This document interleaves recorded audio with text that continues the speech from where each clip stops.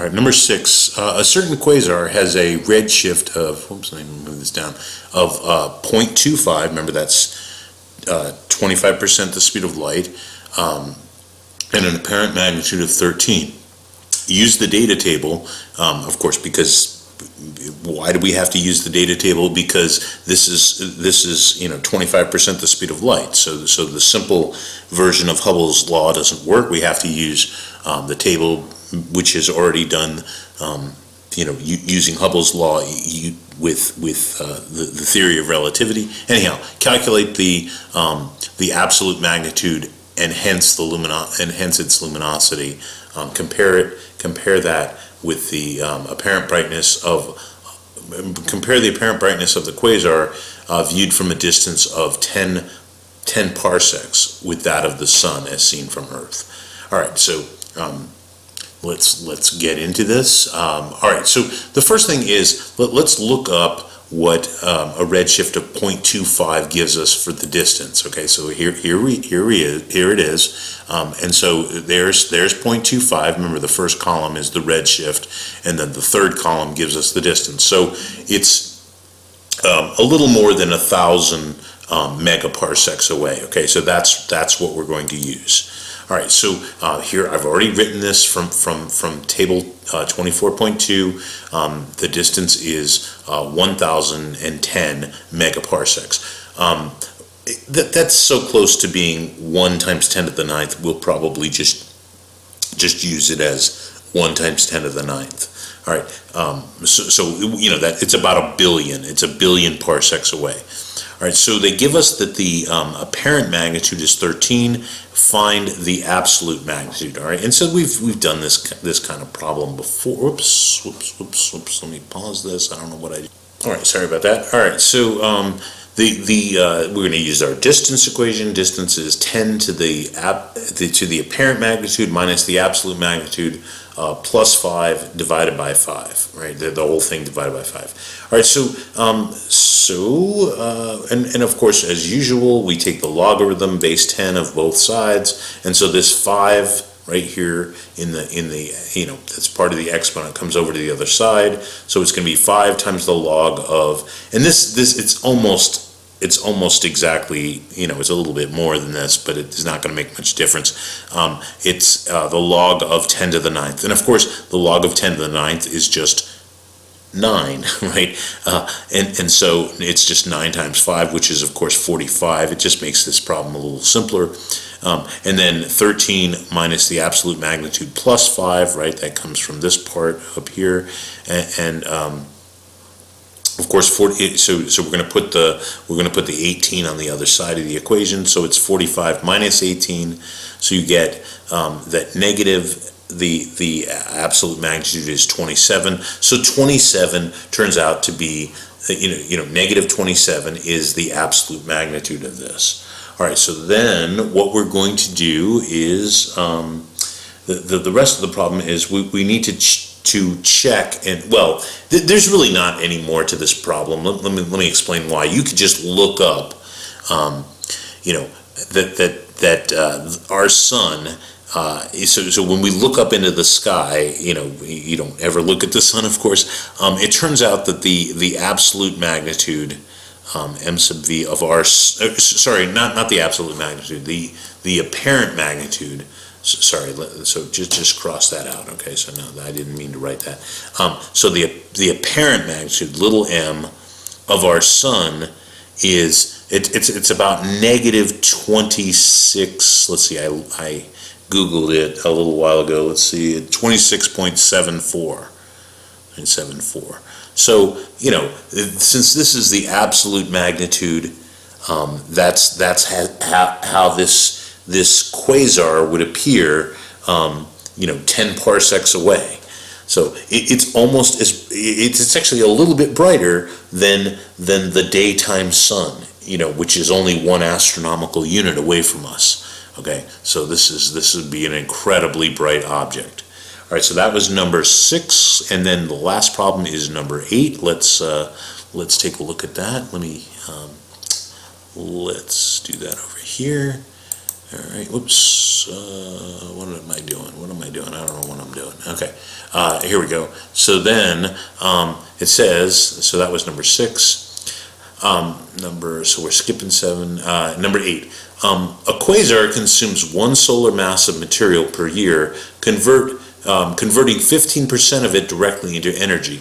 So the key thing here is that it's per year. What's the quasar's luminosity in solar units? All right, so we'll do this problem.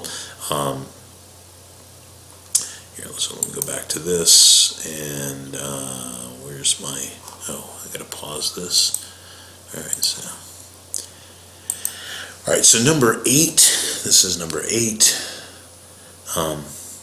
So we know, we're going to use Einstein's E equals mc squared, right? The energy is equal to the mass.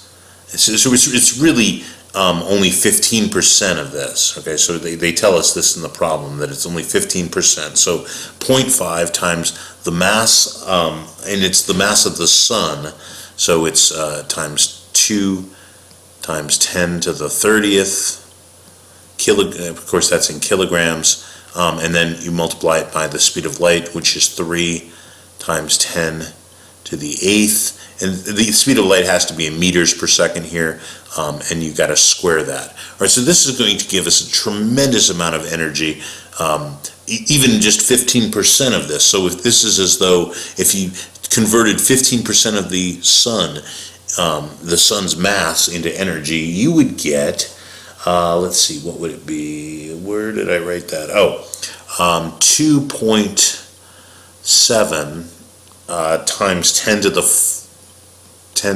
46th, and the units of energy are called joules.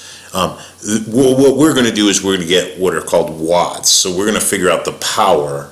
Okay, so the power is really the number of joules divided by the amount of time in seconds. So this is, this number right here, the power is going to be that number divided by the number of seconds in a year. So 2.7 times 10 to the 46th joules. Those are just the units of energy. That's to the 46th, and then you just take 1 year here. So I'm just going to do all the multiplication. 1 year times 365 times 24 times 60 squared, right? 60 squared, because it's 60 seconds, 60 minutes in an hour, 60 seconds in a minute. All right, so when you do that, this will give us an answer in watts. And so it turns out to be, if this is the power for the quasar, I'll call that P sub Q, it turns out to be 8.56 times 10 to the, 10 to the 38th watts. All right, and you might recall that our sun puts out 4 times 10 to the 26th watts. So in terms of the sun, the power for the coming off of the quasar, you just divide this number by the power from the sun. So it's going to be 8.56 times 10 to the 38th watts. And since this is one solar luminosity is turns out to be 4 times 10 to the 26th watts, and that's the luminosity of the sun. All right, so when the watts cancel, and so this is just some number times the luminosity of the sun, and the number becomes, all right, so this is the answer. Let's see, am I still recording? Let me make sure I'm still recording. There. Yeah, I think I'm still recording. All right, and so it's 2.2. Oh, come on. Where is it? 2.14 times 10 to the 12th. So 2 trillion approximately times the luminosity of the sun. So that's the amount of energy that's coming from these quasars. These quasars are incredible. They're the most energetic things in the universe. And of course, there hasn't been a quasar around for the last 10 billion years, right? There was a time, an epoch, if you will, of quasars, which is long past. In other words, we're looking at these quasars, as they were 10 billion or more years ago. So that is the kind of power that is coming from these active galactic nuclei. Remember, it's an AGN, active galactic nuclei.